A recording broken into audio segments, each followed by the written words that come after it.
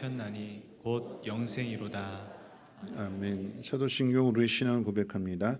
전능하사 천지를 만드신 하나님 아버지를 내가 믿사오며 그 외아들 우리 주 예수 그리스도를 믿사오니 이는 성령으로 잉태하사 동정녀 마리아에게 나시고 본디오 빌라도에게 고난을 받으사 십자가에 못 박혀 죽으시고 장사한 지 사흘 만에 죽은 자 가운데서 다시 살아나시며 하늘에 오르사 전능하신 하나님 우편에 앉아 계시다가 저리로서 산 자와 죽은 자를 심판하러 오시리라.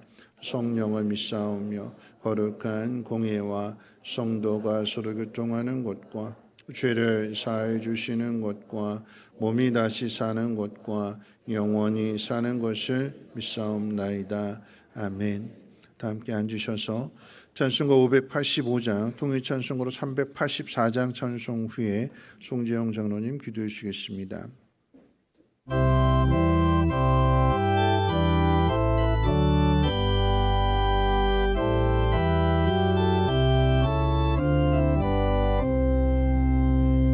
내 주는 강한 성이요 방패와 병기 되시니 큰 환난에서 우리를 구하여 내시리로다. 옛 원수 마귀는 이때도 힘을 써 모략과 권세로 무기를 삼으니 천하에 누가 당하랴. 내 힘만 의지할 때는 패할 수밖에 없도다. 힘 있는 장수 나와서 날 대신하여 싸우네. 이 장수 누군가 주 예수 그리스도 만군의 주로다. 당할 자 누구랴 반드시 이기리로다. 이 땅에 마귀 들끓어 우리를 삼키려 하나. 겁내지 말고 섰거라. 진리로 이기리로다. 친척과 재물과 명예와 생명을 다 빼앗긴데도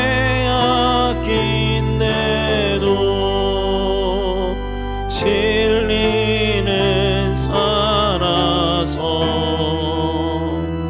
그 나라 영원하리라.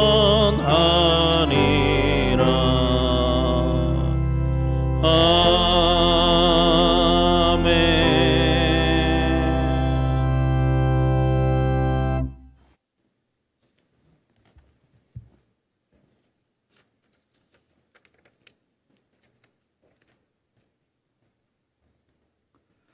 거룩하시고 은혜가 충만하신 여호와 하나님 아버지, 찬양과 영광을 올려드립니다. 6월 한 달 또 은혜 가운데 지켜주시고 거룩한 주일 예배드릴 수 있으니 감사드립니다.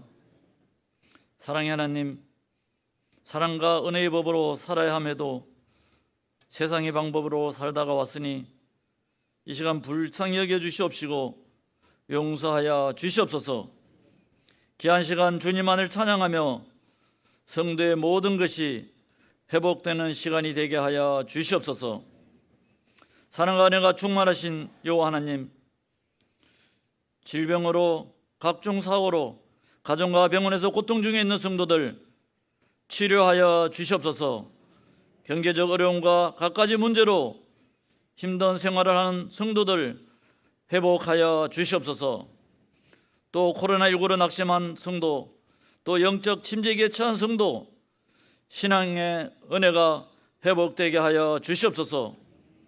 주의 성도들이 그리스도의 사랑으로 이웃을 돌아보며 약한 자를 돌아보며 전도하며 온전한 성도의 삶을 살아가게 하여 주시옵소서. 또한 성민교회가 지역사회와 아직 주님을 알지 못하는 영혼들의 구원을 위하여 온전히 사용되는 도구가 되게 하여 주시옵소서.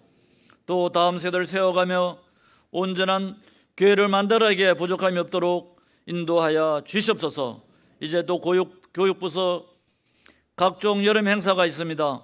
성경학교와 수련을 통하여 신앙들이 다시 한번 결단하고 다짐되는 귀한 시간들이 되게 하여 주셔서 이 다음 세대를 이끌어 나가기에 부족함이 없도록 인도하여 주시옵소서. 이 나라 대한민국을 지켜주시고 오늘날까지 함께하여 주심을 감사드립니다. 73년 전 이 땅에 6.25 한국전쟁으로 나라를 지키기 위하여 이 나라뿐 아니라 지구촌의 많은 군인들이 희생이 있었고 또 목회자와 성도들의 눈물의 기도가 있었기에 오늘날 우리가 경제 발전과 신앙의 자유를 누리며 살아갈 수 있으니 감사드립니다. 또 희생된 국민들, 또 지금도 이산가족으로 인하여 고통 중에 있는 많은 백성들 위로하여 주시옵소서. 저 북한 동표들 불쌍히 여겨주시며 또 하나님의 방법으로 평화통일 나라를 가여 주시옵소서. 또 대통령과 이정자들이 하나님을 경외하게 하옵시며 국민들을 위해 진실하며 헌신하는 유정자들이 되게 하여 주시옵소서. 사랑의 여호와 하나님, 우리 담임 목사님 말씀 선포하실 때 성령 충만하여 생명의 말씀을 선포하게 하여 주시옵소서. 육신의 건강함도 지켜 인도하여 주시옵소서. 찬양대 찬양을 기뻐 받으시오며 주의 은혜가 가득하고 소망이 넘치게 하여 주시옵소서. 또 귀한 시간 예배를 통하여 우리의 갖가지 문제들이 해결을 받고 응답받고 위로와 격려와 사랑이 넘치는 귀한 시간 되게 하여 주시옵소서. 예수님의 이름으로 기도드립니다. 아멘.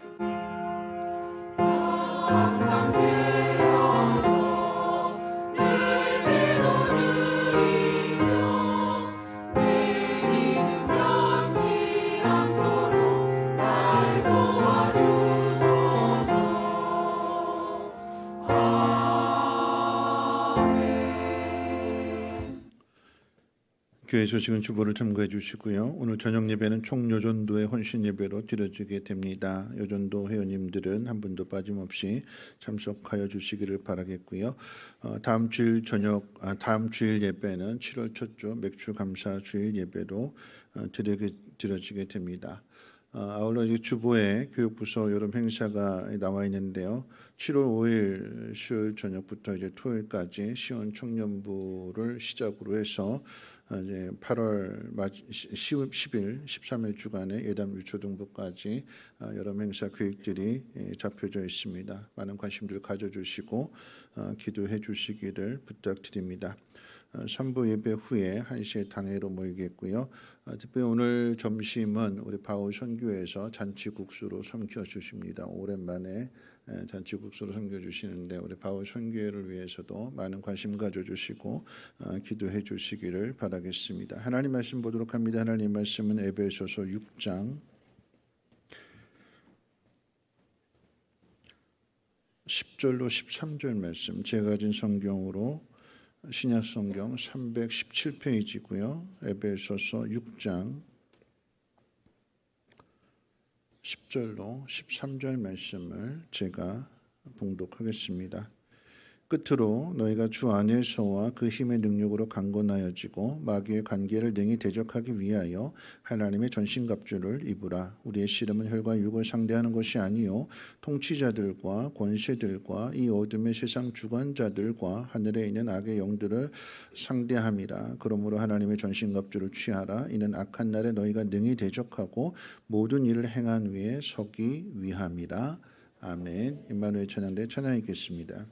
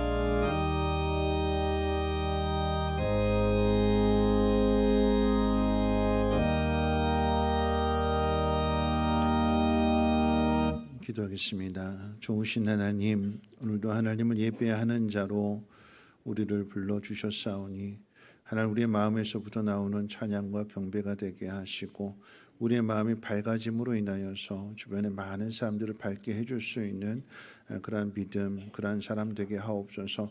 이 예물이 씌워지는 곳곳마다 하나님께서 은혜 가운데 영광의 빛을 비추어 주실 때에 어둠 속에서 근심하며 불안하고 두려워하는 많은 사람들이 하나님의 사랑을 깨닫고 그 비추어 주시는 빛을 따라 하나님께로 돌이킬 수 있도록 하나님 역사해 주시옵소서. 하나님 이 모든 일들 가운데 순종하며 헌신하는 주의 백성들을 돌아보시고 저들이 하나님 기뻐하시는 일에 순종할 때마다 하늘 문을 여시며 하늘의 신령한 복으로 땅에 기름진 것으로 아름답게 채워주시고 어느 곳에 있든지 무엇을 행하든지 마음에 소원하는 일들 꼭 이루도록 늦은 비와 이른 비를 통해서 아름다운 열매 거두게 하옵소서. 오늘 하나님 말씀을 듣습니다. 마음밭에 새겨지게 하시고 30배, 60배, 100배 귀한 결실 걷게 하옵소서. 감사드리며 예수님의 이름으로 기도하옵나이다. 아멘.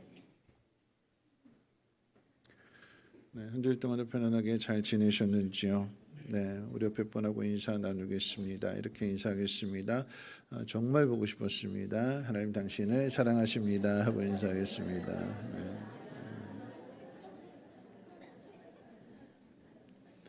네, 반가우세요? 네, 오늘 예배를 통해서 하나님과의 아름다운 만남 그리고 예배 이후에 또 식사 시간을 통해서도 아름다운 교제를 이루어 가시기를 주님의 이름으로 부탁을 드려봅니다. 여러분 어젯밤에 잘 주무셨습니까? 잘 주무셨어요? 감사하네요. 여러분 오늘 교회 오시는데 어려움은 없으셨는지요? 누가 막 못 가게 하고 막 가로막고 방해하고 뭐 그러지 않았어요? 잘 오셨습니까? 네, 그 또한 감사한 일입니다. 그런데 지금으로부터 73년 전의 주일은 그럴 수가 없었습니다.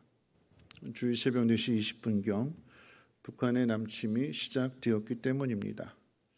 1950년 6월 25일 그날은 오늘과 똑같은 주일이었습니다. 6.25 전쟁은 1953년 7월 27일 정전협정이 체결되기까지 3년 1개월 동안 이어졌습니다. 우리가 이 6.25 전쟁을 기억하면서 잊지 말아야 될 두 가지 중 하나는 전쟁의 명칭입니다. 6.25 전쟁을 가리켜서 유엔 등 세계 각국은 한국 전쟁으로 표기합니다만 전쟁의 명칭을 놓고 전문가들의 의견이 갈라지고 또 각 나라들마다 이 표현이 다르게 됩니다. 여러분 북한은 6.25 전쟁을 조국 해방 전쟁이라고 부르고 일본은 한반도 안에서 전쟁이 일어났는데 이 한반도 안에 남과 북으로 나뉘어져서 싸운 싸움이기 때문에 이 한반도 전체를 여전히 조선 땅으로 보고 있고 그래서 조선 전쟁이라고 일본은 부르기도 합니다. 전쟁의 명칭은 일반적으로 일어난 장소를 명칭으로 하지만 6.25 전쟁만큼은 전쟁이 일어난 날짜를 명칭으로 부릅니다. 이 전쟁은 한국 전쟁도 한반도 전쟁도 아닌 한국 내전입니다. 내전이라고 부르는 이유는요, 다시 하나가 되어야 하기 때문입니다. 6.25 전쟁과 관련해서 또 한 가지 잊지 말아야 되는 것은 여러분 이 전쟁은 끝이 난 전쟁이 아니라 1953년 7월 27일 이후에 정전 상태라고 하는 사실입니다. 그래서 나무위키라고 하는 인터넷 백과사전에서는 1953년 7월 27일부터 계산해서 지금까지 정전 25,534일로 날짜를 계속해서 계산해 가고 있는 중이에요. 종전이 아니라 전쟁이 끝난 것이 아니라 아직도 전쟁 상태에 있다라고 하는 거죠. 열흘 전에 영국 BBC 방송국 기자가 국경 근처에서 몰래 이제 북한 주민 3명과 인터뷰를 한 내용이 전 세계에 보도되었습니다. 북한은 지금 먹을 양식이 없어서 굶어 죽어가는 사람들이 많이 생기고 있다라고 하는 내용이었고요. 그 가운데 이제 한 주민은 북한의 체제가 붕괴되든지 아니면 전쟁이 일어나야만 자신들이 살 수 있다라고 하는 말도 했습니다. 그만큼 삶이 고달프고 절박하기 때문에 나온 말이지만 한편으로는 전쟁을 통해서 살 길이 열린다면 전쟁이라도 하겠다라고 하는 의미가 됩니다. 여러분 그렇습니다. 둘이 하나가 되지 않는다면 전쟁은 아직 끝나지 않은 것입니다. 73주년 6.25 기념주의를 맞이하면서 지난주일 영적 침체에 이어 오늘은 영적 전쟁에 대해서 살펴보려고 합니다. 세 가지로, 첫째는 우리가 싸워야 될 적은 누구인가, 두 번째로 어떻게 싸워야 되는가, 그리고 마지막 세 번째로 언제까지 싸워야 되는가를 함께 생각해 봅니다. 제일 먼저 영적 전쟁에서 우리가 싸워야 될 적이 누구냐 하는 것입니다. 전쟁이란 말은 국가 간의 무력을 사용하여 상대방에게 자신의 의지를 강제하려는 행위로 정의하고 있습니다. 쉽게 말하면 무력을 사용해서, 힘을 사용해서 내 생각을 상대방에게 강제로 주입시키겠다라고 하는 것입니다. 혼자 있는 사람은 절대 싸울 일이 없습니다. 상대가 있어야 하고 상대의 생각이 나와 다를 때에 비로소 전쟁이 시작됩니다. 다시 말하면 전쟁을 한다라고 하는 것은 적이 있다는 것입니다. 오늘 살펴볼 전쟁은 사람과 사람 사이에 치고받고 싸우는 육체의 전쟁이 아니라 눈에 보이지 않는 영들의 전쟁입니다. 그래서 오늘 본문 12절 말씀 가운데 보면 영적 전쟁이 무엇인지를 정의해 주는데 우리 같이 한번 읽어볼까요? 12절 말씀을 함께 읽겠습니다. 시작. 우리의 씨름은 혈과 육을 상대하는 것이 아니요 통치자들과 권세들과 이 어둠의 세상 주관자들과 하늘에 있는 악의 영들을 상대함이라. 우리의 상대는 혈과 육을 가진 사람이 아니라 악한 영들이라고 합니다. 이 악의 영들이 혈과 육을 가진 사람을 지배하여 문제를 일으킵니다. 시기와 질투와 미움과 갈등과 더 나아가서는 전쟁까지도 일으키게 합니다. 그래서 이 영적 싸움이 어렵습니다. 왜냐하면 보이는 사람과의 싸움이 아니라 보이지 않는 영들과의 싸움이기 때문에 그러합니다. 우리는 이 사실을 분명하게 해야 됩니다. 우리가 싸워야 될 적이 누구인지를 정확하게 알아야 된다라고 하는 것입니다. 적을 알지 못하면 잘못된 싸움을 할 수밖에 없고 나를 도와줄 아군인데 내 편인데 적으로 오인해서 죽이게 된다면 죽임을 당한 사람도 죽인 나에게도 큰 피해가 오는 것입니다. 여러분 우리가 싸워야 될 대적은 영적인 존재인 사탄입니다. 그런데 우리는 늘 사람을 대적으로 생각합니다. 내 신앙을 반대하고 나를 반대하는 모든 사람들을 다 적으로 간주합니다. 여러분 교회가 세워질 때 예를 들어서 어떤 부지를 매입해서 교회를 새로 짓는다거나 아니면 건물을 매입해서 그 건물을 헐고 다시 짓는다라고 할 때에 주변의 사람들이 교회가 세워지는 것을 환영하고 지지해주고 도와줄까요? 여러분 그렇지 않습니다. 대형 교회들, 큰 교회들 지어지는데 보면 그 아파트나 빌라 가운데 현수막이 크게 붙어져 있어요. 반대한다고, 짓지 말라고. 교회가 부지를 사서 이사 오는 것도 오지 말라고 반대합니다. 왜 반대할까요? 교회 오면 시끄럽다고. 교회 오면 많은 사람들이 주일날 모여들기 때문에 주차 공간도 어렵고 주차에 많은 문제를 일으키게 되고 또 교회가 세워지게 되면 이런 일들로 인해서 집값도 떨어진다고 반대합니다. 현수막 걸고 반대하는 것은 양반이에요. 교회 앞에서 피켓 들고 시위합니다. 이것도 양반이에요. 시청이나 구청에다 민원을 넣습니다. 이것도 감당할 수 있을 것 같아요. 정말 힘든 건 뭐냐면 공사 차량이 들어오지 못하도록 길을 막고 들어눕는 거예요. 반대한다고. 여러분 이런 분들이 교회의 적일까요? 교회가 하고자 하는 일을 반대하는 사람이 적이라고 한다면 여러분 이런 적은 교회 바깥에만 있는 것이 아니라 교회 안에도 있습니다. 내가 낸 의견을 반대하는 모든 사람은 다 적이 될 것입니다. 교회 역사를 보면 초대교회부터 이 땅의 교회는 핍박을 받아왔습니다. 아이러니하게도 초대교회에 제일 먼저 가해진 핍박은 이방인들의 핍박이 아닌 유대인들의 핍박이었습니다. 바울이 복음을 전하는 곳마다 쫓아와서 방해하고 폭동을 일으키고 바울을 죽이려고 한 사람들 또한 유대인들이었습니다. 바울이 가는 길을 가로막고 방해한다고 해서 바울은 이들을 다 원수로 생각하고 이들과 싸웠을까요? 아닙니다. 바울은 로마서 9장 3절 말씀 가운데 보면 나의 형제 곧 고륙의 친척을 위하여 내 자신이 저주를 받아 그리스도에게서 끊어질지라도 그들이 구원받기를 바란다고 고백했습니다. 다시 말하면 내가 버림을 받아서 당신들이 구원을 얻는다면 그것도 좋다라고 하는 고백입니다. 그리고 뒤에 가게 되면 로마서 12장 14절 너희를 박해하는 자를 축복하고 저주하지 말라고 가르쳐 주었습니다. 반대한다고, 괴롭히고 핍박하고 상처 준다고 바깥에 있든 안에 있든 그 모든 사람들이 다 적은 아니다라고 하는 거죠.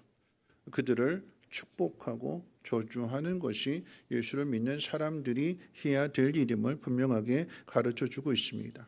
어떻게 그렇게 할 수 있을까요? 예수님이 그렇게 하셨고 예수님의 삶이 그러하기 때문에 그러합니다. 예수님이 잡히실 때 옆에 있던 베드로는 칼을 휘둘러서 대제사장의 종의 귀를 잘랐습니다. 예수님은 그런 베드로를 향해서 잘했다 잘했다 네가 내 말 알아주는구나 하고 칭찬하고 고마워하지 않으셨습니다. 칼을 가진 자는 칼로 망한다고 하시면서 잘려진 귀를 그 종의 귀에 다시 붙여 주셨습니다. 예수님 사역의 하이라이트이자 클라이막스는 자신을 십자가에 못 박은 사람들을 위한 용서의 기도였습니다.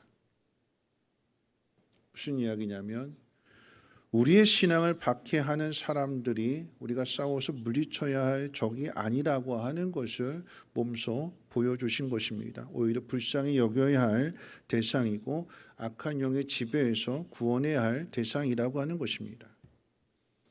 악한 영은 우리의 마음속에서 활동하며 우리를 지배합니다. 마음속에서 하나님이 하시고자 하는 일을 반대하게 하고 사람을 적대시하도록 만듭니다.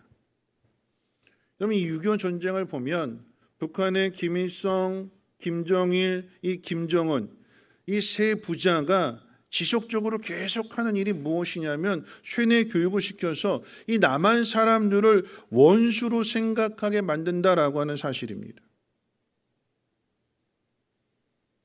여러분 그래서 북한 사람들 이제 뭐 선교지 가서 이제 북한 식당을 가게 되거나 뭐 이렇게 할 때에 되게 경계를 해요. 아 우리는 북한 사람들이구나. 전에 우리 블라디보스토크 갔는데 블라디보스토크 공항에 딱 우리 선교팀이 딱 내렸는데 거기 이제 블라디보스토크에 일하러 오신 그런 북한 노동자들이 있었어요. 근데 같은 한국말을 하고 막 이러는데 그 근처는 못 가요. 무서워서. 이렇게 째려보고 막 이렇게 건장한 이 분들이 얼굴도 거무잡잡해가지고 이렇게 거기에 꼭 감시원들이 또 붙어 있고 그러니까 우리가 다가갈 때 늘 긴장하고 다가가야 되는. 왜냐하면 그들이 우리를 적으로 생각하고 물리쳐야 될 원수로 생각하기 때문에 그러합니다. 좀 사람을 적대시하게 만드는 거예요. 사단이 하는 일이 그렇습니다. 여러분 이 사람을 적대시한다라고 하는 면에서 우리가 생각할 때에 여러분 가룟 유다를 한번 생각해 봅니다. 예수님은 가룟 유다의 마음에 사탄이 있음을 가르쳐 주셨습니다. 그럼에도 가룟 유다는 돌이키지 않았고 예수님을 팔아 넘깁니다. 예수님을 따르는 그 일이 자신의 인생에 더 이상 도움이 되지 않는다라고 하는 생각에서 예수님을 적으로 간주하고 예수님을 죽이려고 하는 사람들 편에 서게 된 것이고 그들에게 예수님을 팔아 넘긴 것입니다. 가룟 유다가 사탄의 지배를 받고 사탄의 종이 된 결과는 죽음이었습니다. 구원이 무엇이냐면 이 사탄의 지배로부터 건져내서 예수님께 속한 사람이 되게 하는 것이 구원입니다. 그런 의미에서 예수님은 베드로를 구원하셨습니다. 베드로도 가룟 유다와 똑같은 죄인이었습니다. 예수님이 제자들에게 십자가의 죽음을 예고하셨을 때에 베드로는 큰 소리로 그런 일이 있어서는 절대 안 된다고 반대했습니다.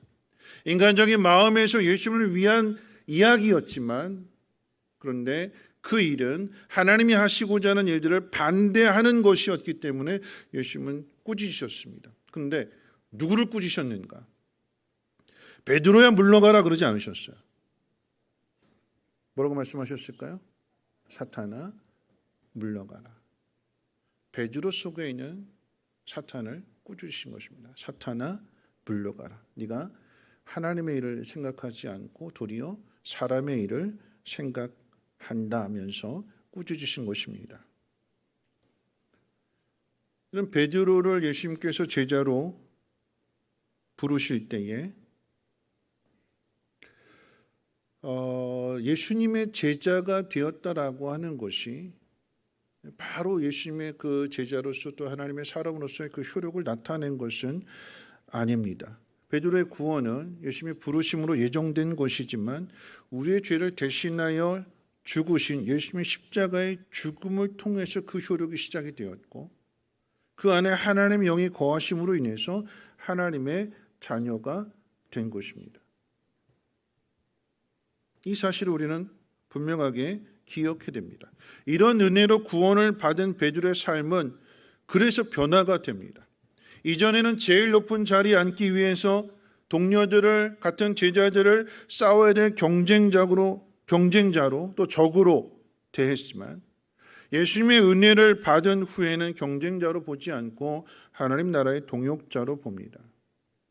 또한 자신을 죽이려고 하고 핍박하고 위협하는 사람들에게 벼락을 내려달라고, 천벌을 내려달라고 기도하지 않고 그들을 용서해달라고 베드로도 기도하면서 그들에게 복음을 전합니다.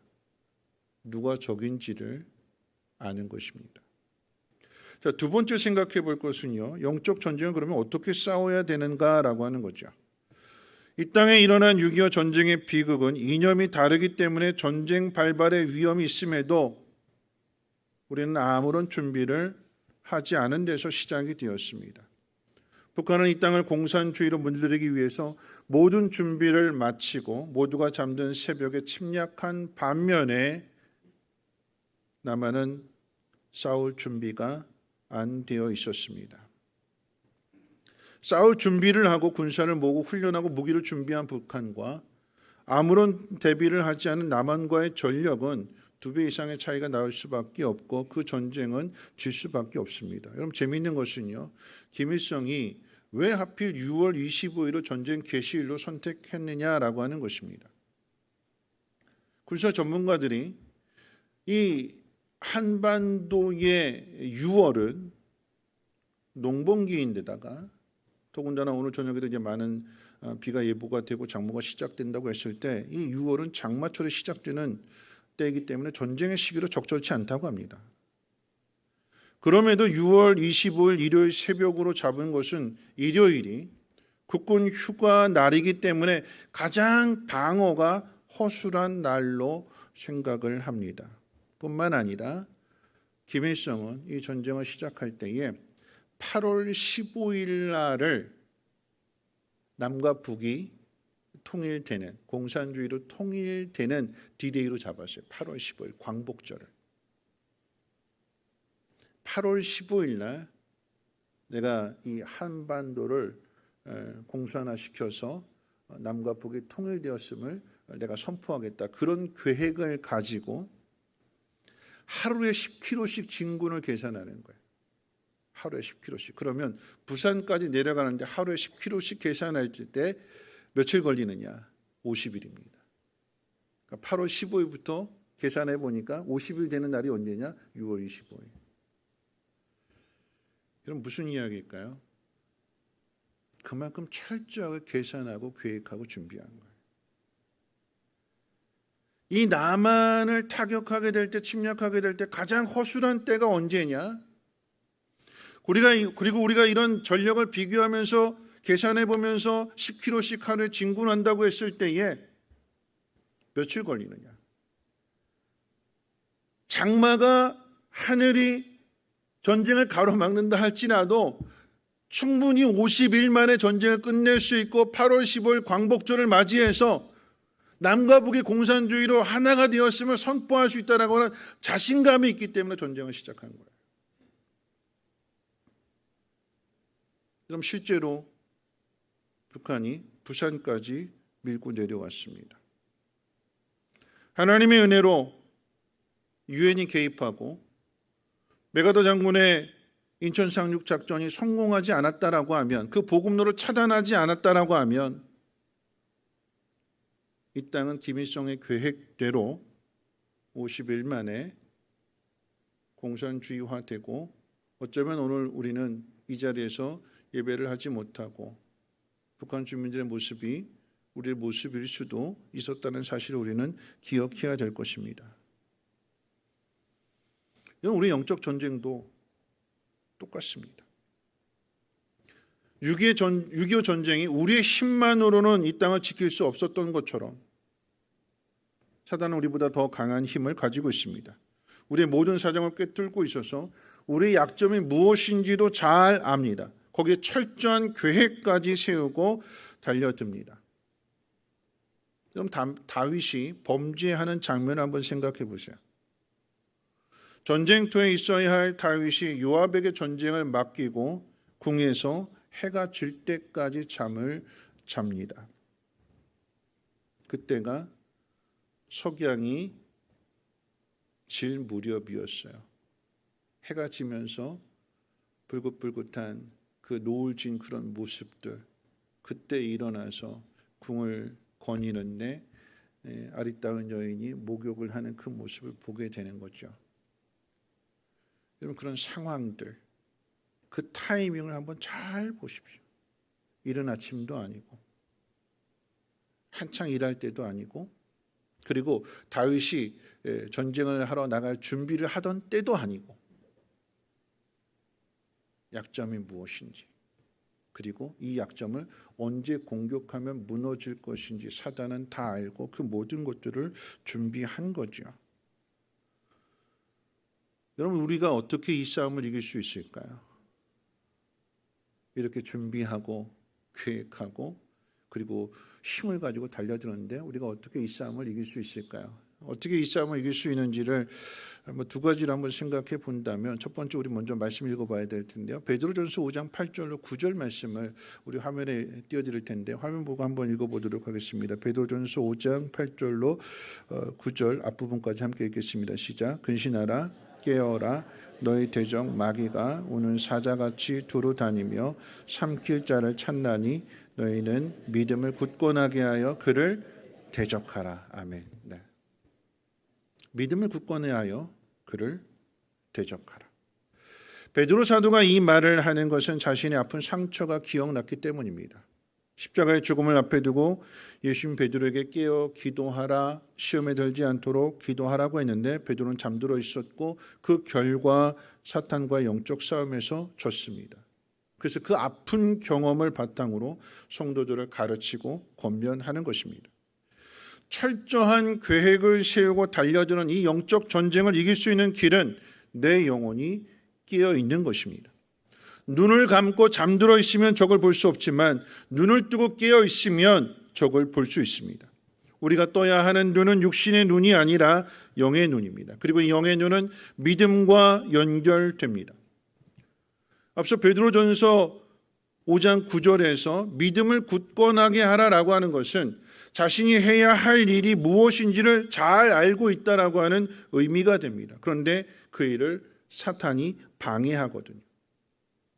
때로는 내 옆에 사람이 반대하고 친한 사람이 반대하고 나를 싫어하는 사람이 반대하는 그 배후에는 내가 하나님 앞에 순종하는 것을 싫어하는 사단이 있다라고 하는 것을 볼 수 있어야 됩니다. 큰 눈이 열려져야 되는 거예요.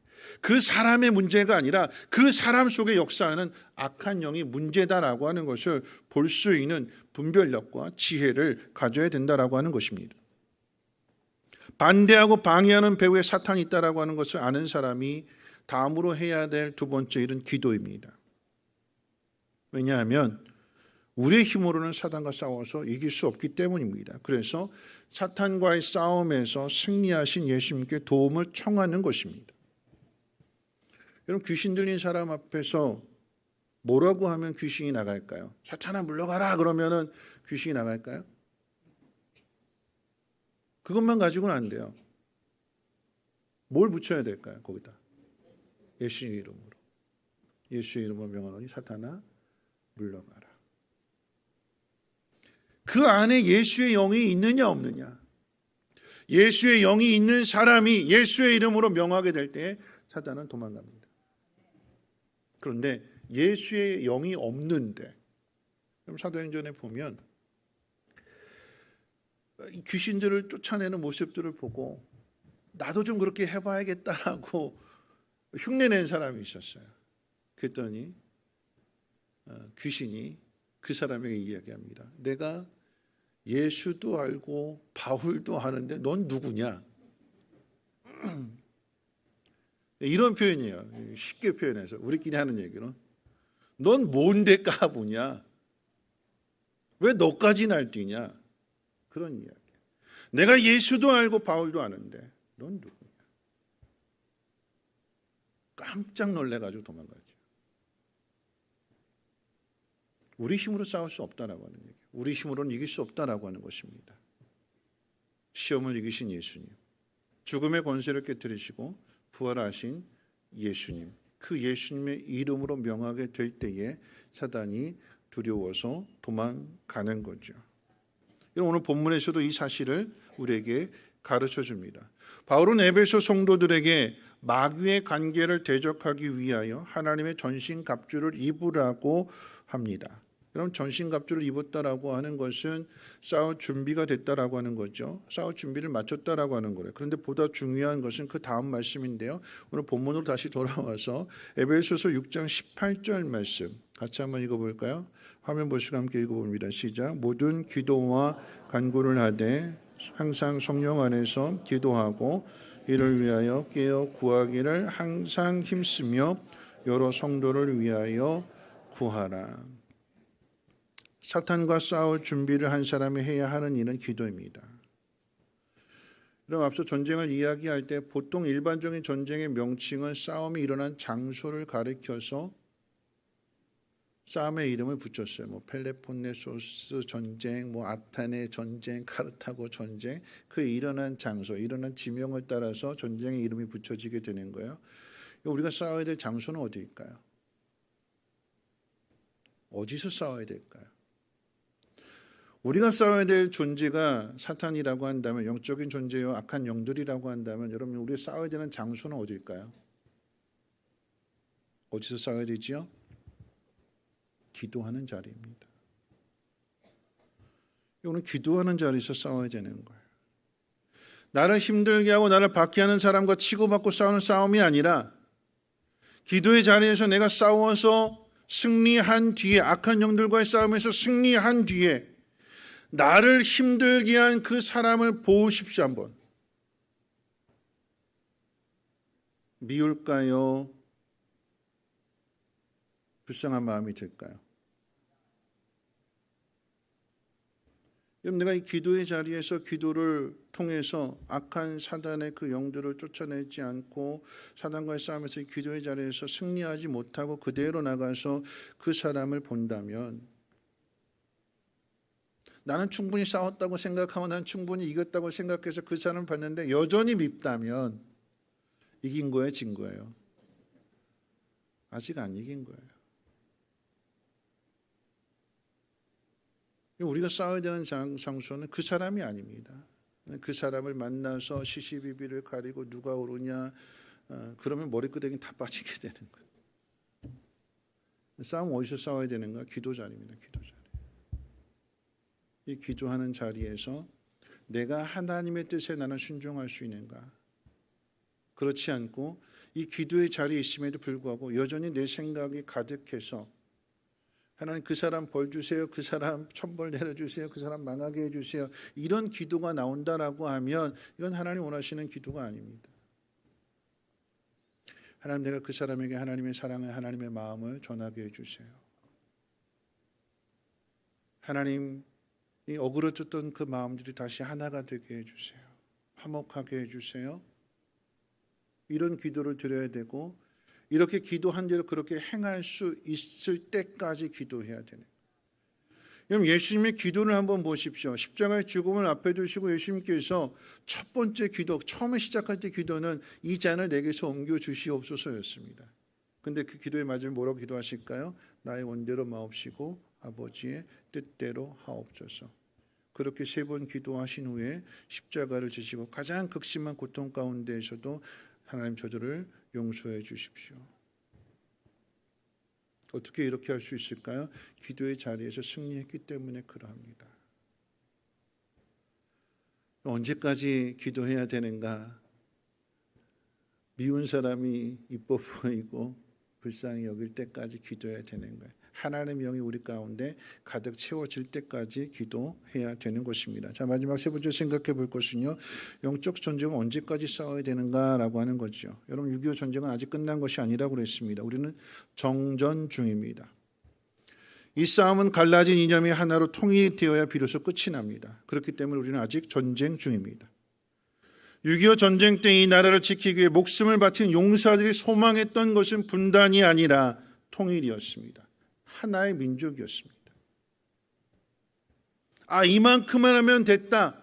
공평하게 둘로 나눠 갖자. 이게 아니라 처음에 시작한 때로 다시 돌아가서 남과 북이 38선 그어놓고 그냥 각자 알아서 살자.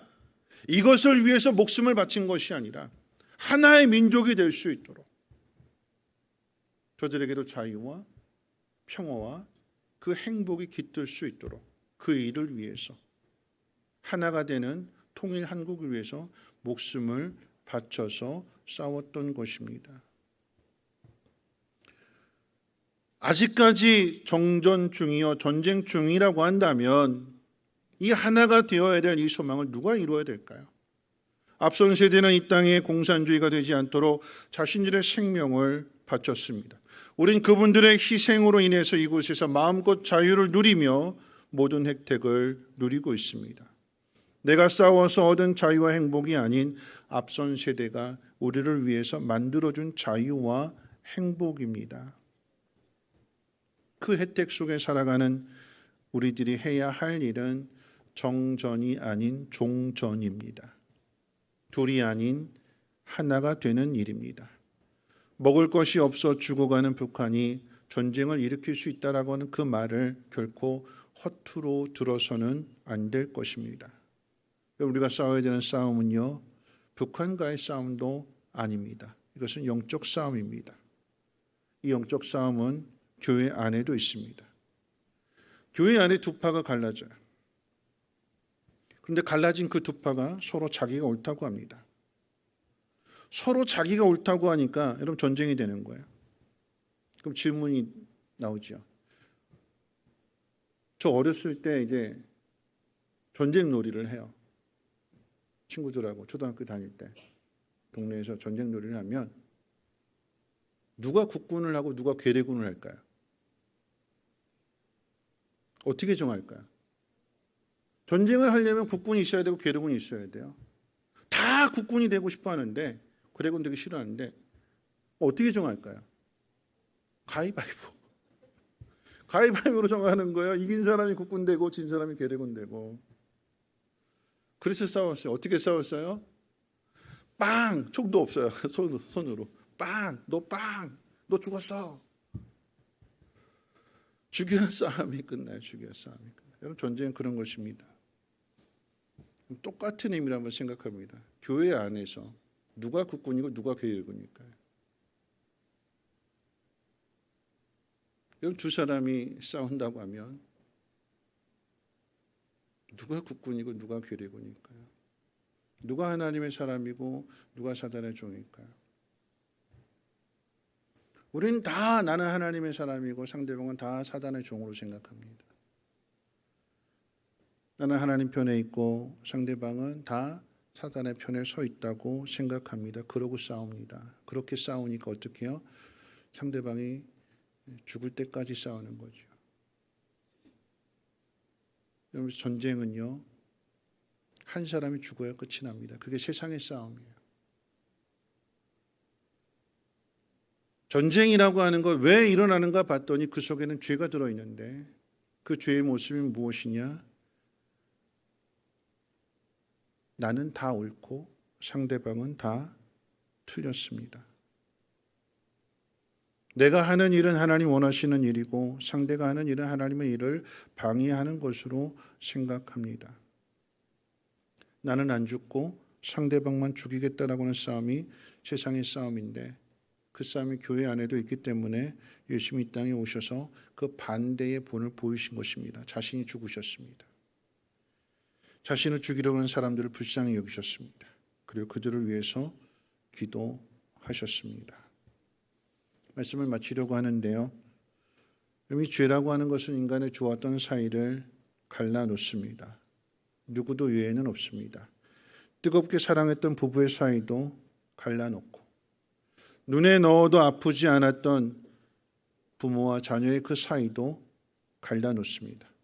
사람과 사람 사이의 갈등을 일으키는 가장 중요한 이유, 나부터 생각하고 나만 생각하기 때문입니다.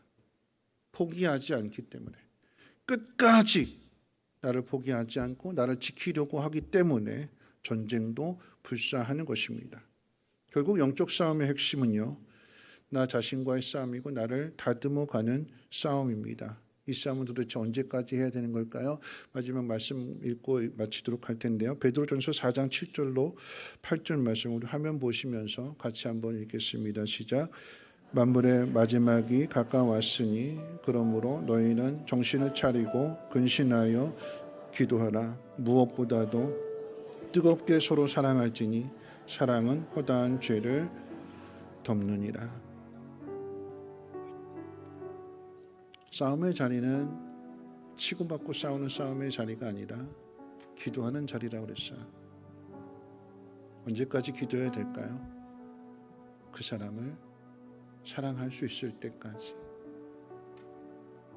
그 사람 속에 있는 악한 영을 보고 그 악한 영으로부터 건져내서 하나님의 사람으로, 믿음의 동역자로 만들 때까지 그 책임이 우리에게 주어졌습니다.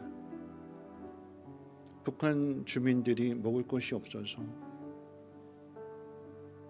전쟁이라도 일어났으면 좋겠다라고 하는 그 말을 우리가 허투루 들어서는 안 될 것이고,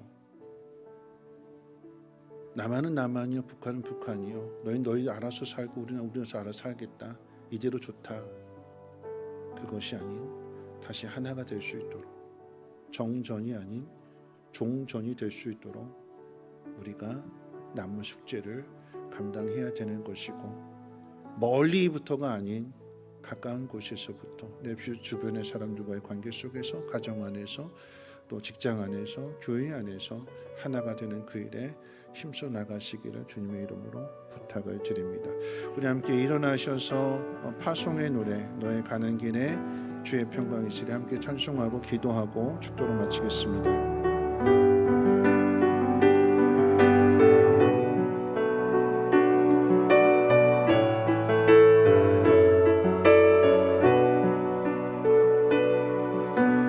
가는 길에 주의 평강이 있으리 평강에와 함께 가시리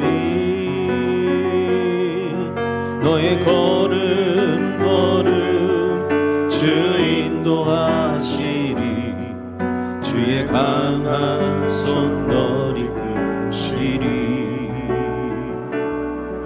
너의 가는 길에 주의 축복 있으리 영광의 주 함께 가시니 내가 밟는 모든 땅 주님 다스리리 너는 주의 길 예비케 되리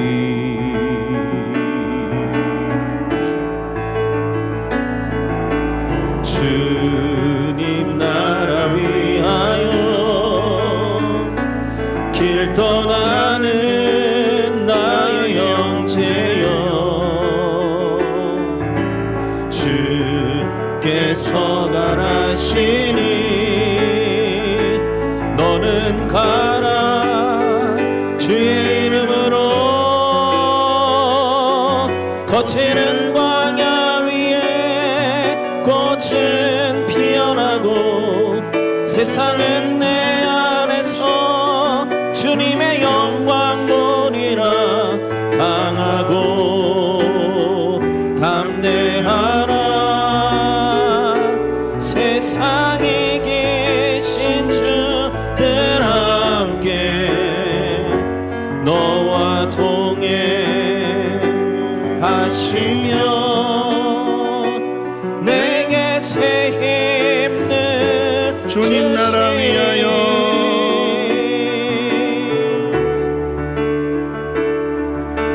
주님 나라 위하여 길 떠나는 나의 영제여 주께서 가라시니 너는 가라 주의 이름으로 거치는 광야 위에 꽃은 피어나고 세상은 내 안에서 주님의 영광 보리라 강하고 담대하라 세상에 계신 주들 함께 너와 동행하시며 내게 새 힘을 주시니. 말씀 생각하면서 우리 함께 기도하실 텐데요. 여러분, 예수님이 이 땅에 오신 이유는요,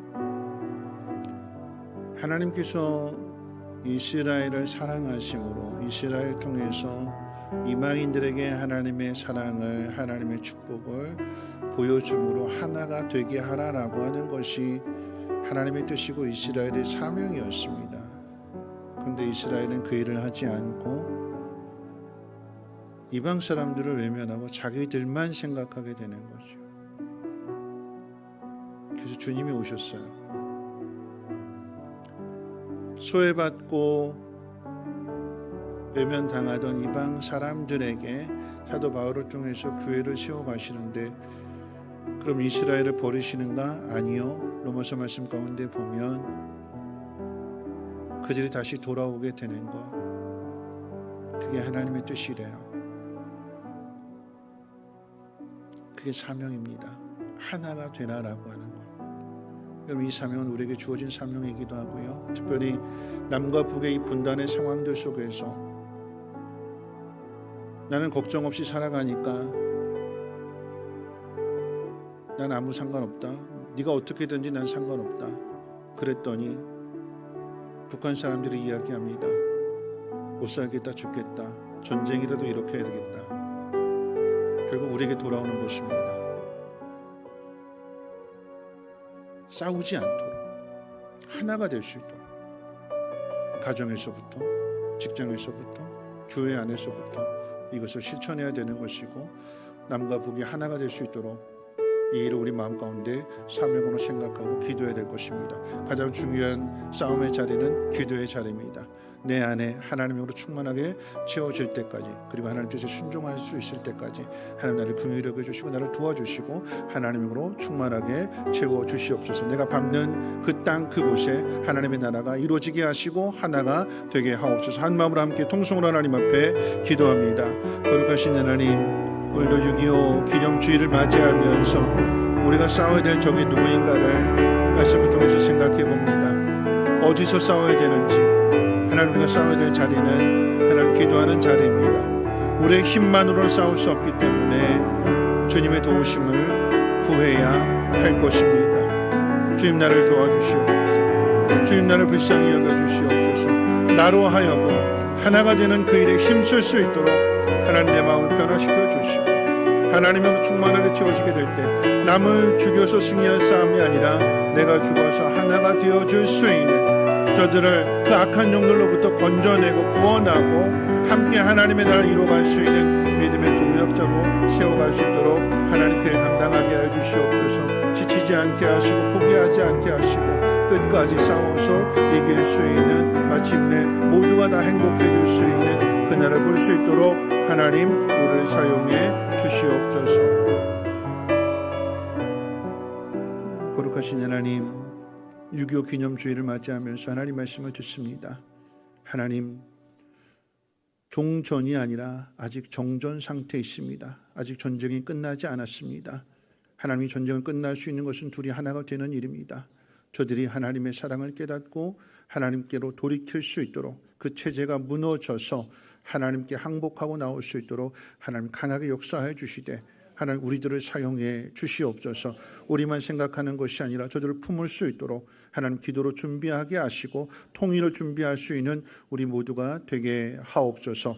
이제는 우리 주 예수 그리스도의 무한하신 은혜와 하나님의 그 크신 사랑하심과 성령님의 감화 감동 충만 보호 역사하심이 영적 전쟁에서 싸워서 승리하며 하나된 한국을 만들어가기로 다짐하고 결단하는 사랑하는 주의 백성들 머리머리 위에와 가정과 모든 일과 특별히 자녀들 위해 성민교회와 쉼터와 유치원과 이 나라의 민족과 북한 땅 전 세계 위에 이제로부터 영원토록 항상 함께 있을지어다. 아멘.